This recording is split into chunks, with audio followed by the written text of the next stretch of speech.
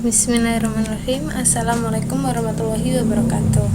Oke, anak-anak sekalian, yang kita bahas kali ini tentang diskriminan persamaan kuadrat.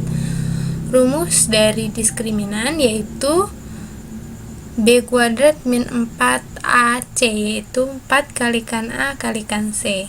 Simbol dari diskriminan yaitu D besar atau D kapital.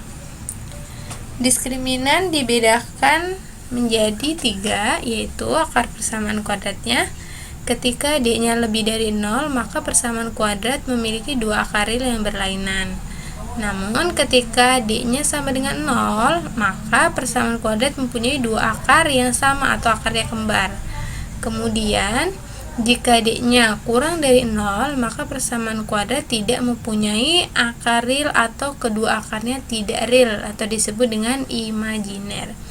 Contohnya perhatikan di bawah, ketika ada persamaan 2x kuadrat plus 5x plus 2 sama dengan 0, berarti A-nya, A itu yang ada di depannya x kuadrat, angka yang di depannya x kuadrat, maka di sini A-nya adalah 2, kemudian B itu adalah koefisien yang ada di depannya x, berarti B-nya adalah 5, kemudian C-nya adalah 2.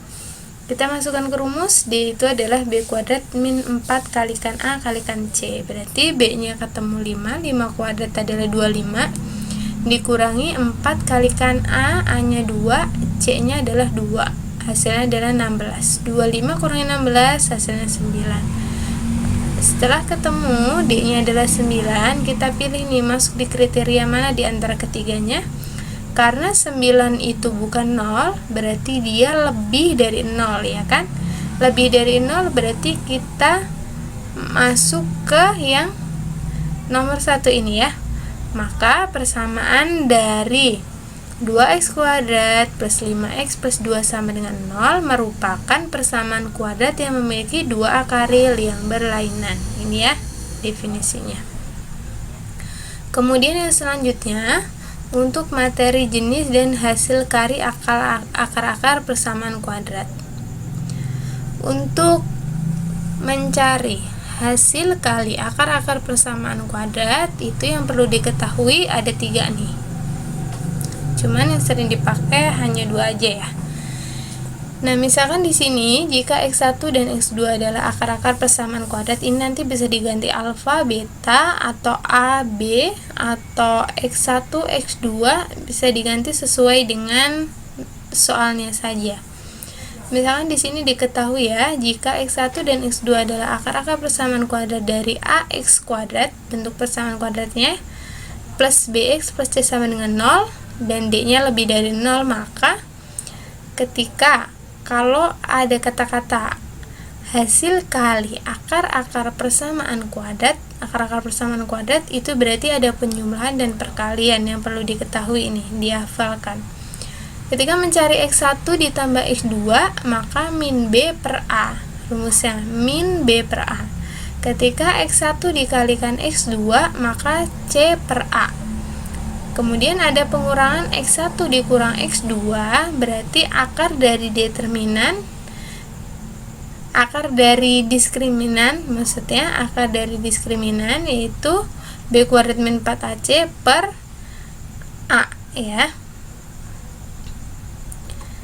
Oke, untuk selanjutnya rumus jumlah hasil kalinya. Nih, nanti misalkan ada soal, kalian bisa memakainya dengan cara penjabarannya ini. Misalkan yang ditanyakan bukan hanya x1 tambah x2. Kalau x1 tambah x2 berarti tadi rumusnya yang di atas, min b per a. Tapi kalau yang ditanyakan x1 kuadrat ditambah x2 kuadrat, itu berarti penjabarannya seperti ini ya. Hasilnya seperti ini gitu. Kemudian ya, ini caranya hampir sama kayak pemfaktoran yang kemarin dijabarkan. Cuman nggak ibu tulis di sini, nanti kamu yang ada lebih pusing. Kemudian ketika selisih sama, selisihnya rumus seperti ini. Kemudian kuadrat selisih berarti hasilnya seperti ini ya. Karena dikuadratkan lagi berarti di sininya 4. Kemudian pangkat 3, untuk pangkat 3 ini ya. Nah, untuk contoh soalnya di sini, misalkan diketahui X1 dan X2 merupakan akar-akar persamaan kuadrat dari 3x kuadrat plus 4x min 1 sama dengan 0. Maka 1 per X1 dan 1 per X2 adalah, kita cari X1 tambah X2. Rumusnya min B per A.